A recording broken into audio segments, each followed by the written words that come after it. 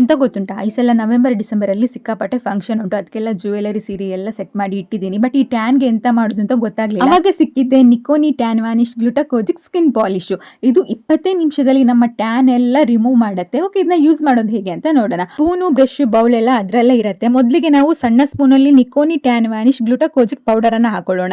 ಹಾಗೆ ದೊಡ್ಡ ಸ್ಪೂನ್ ಅಲ್ಲಿ ನಾವು ಟ್ಯಾನ್ ವ್ಯಾನಿಶ್ ಗ್ಲುಟಾಕೋಜಿಕ್ ಲೋಷನ್ ಅನ್ನ ಹಾಕೊಂಡು ಚೆನ್ನಾಗಿ ಇದನ್ನ 2 ನಿಮಿಷ ಮಿಕ್ಸ್ ಮಾಡ್ಕೊಳ್ಬೇಕು, ಬಿಳಿ ಬಣ್ಣದಿಂದ ಪಿಂಕ್ ಬಣ್ಣಕ್ಕೆ ಬರೋವರೆಗೂ. ಅದಾದ ನಂತರ ನಾವು ಎಲ್ಲಿ ಟ್ಯಾನ್ ರಿಮೂವ್ ಮಾಡಬೇಕು ಅಲ್ಲಿಗೆ ನಾವು ಪಾಲಿಶ್ ಕ್ರೀಮ್ ಅನ್ನ ಹಚ್ಕೊಳ್ಬೇಕು. ಅದಾದ್ಮೇಲೆ ಮಿಕ್ಸ್ ಮಾಡಿಟ್ಟ ಕ್ರೀಮ್ ಅನ್ನ ಈ ತರ ನಾವು ಹಾಕೊಳ್ಬೇಕಾಗತ್ತೆ. ಫುಲ್ ಕವರ್ ಆಗುವಾಗೆ ಹಾಕೊಳ್ಳಿ.